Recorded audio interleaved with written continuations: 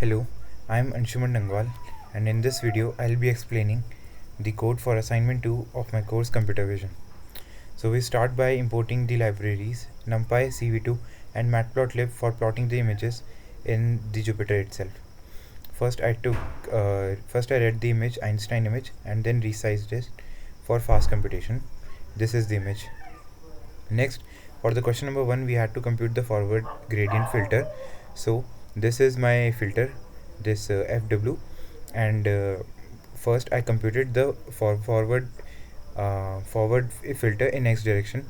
So using this for loop, I multiplied the ijth with the first element of my filter, that is 1, and the I and j plus 1th pixel with -1.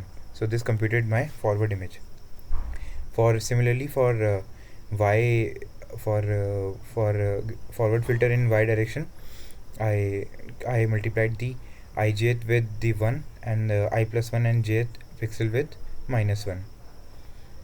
This is the image which I got. This one is the forward gradient filter in x, and this one for the forward gradient filter in y direction.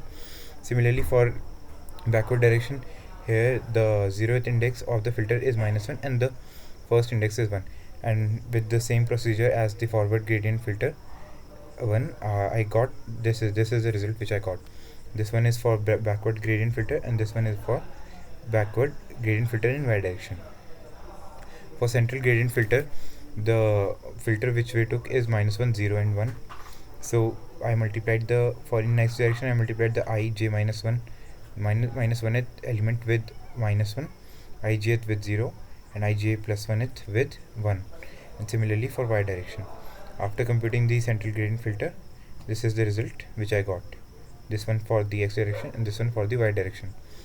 Next, I had to compute the gradient magnitude image and gradient direction. So for gradient magnitude, I took the central gradient image and central gradient image x. The result would be the square root of the square of central gradient image x and central gradient image y, and for direction would be tan inverse of central gradient y divided by central gradient x. So this is the image which I got for magnitude, and this is the image which I got for gradient direction. In the next question, we had to compute the Laplacian of Gaussian of the given image. So first I blurred the image with Gaussian blur, and then took the Laplacian of the image with kernel size as 9.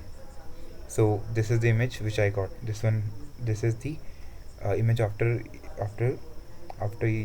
using a Laplacian of Gaussian. Next, I had to take the difference of Gaussian. So first I applied the Gaussian filter with kernel size of 3 cross 3, and then the Gaussian filter for kernel size of 7 cross 7, and took the difference of it, and this is the resulting image. For the last question, now in the next part we had to compute the Gaussian pyramid. So for this, I wrote this function for reduce, and this is the function for expansion of the Gaussian pyramid. So here this is my Gaussian filter, and this returns the image of size of half the size of the input image, and this returns the image of double the size of the input image. So after applying the Gaussian after applying the reduce for 3 times, these are the image which I got. You can see that this image is half the size of the first image, as the scale here goes till around almost 1000 pixels, and here it is around 450, or almost the half of this pixel.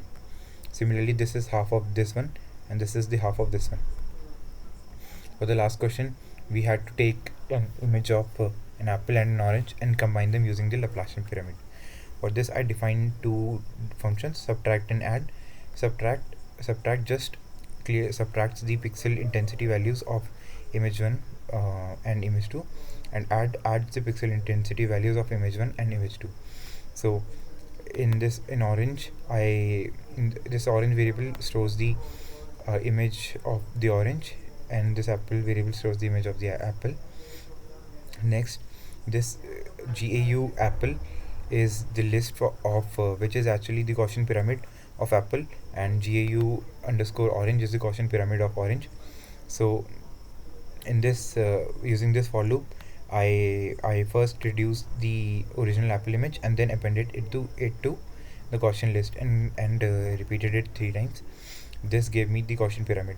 For Laplacian, I took the smaller Gaussian image, and then expanded it, and then subtracted it with the original Gaussian. So this gave me the Laplacian pyramid for the images for both apple and orange. And after resizing it, after and for this is and then I merged both the left hand side of the apple and the right side of the orange, and recomputed the original image. The resulting image which I got is not as expected, because I was having some problem in the Laplacian pyramid, but the logic which I used was I think it is correct, and I could not find any errors. So this is it for the assignment 2 of my computer vision course. Thank you.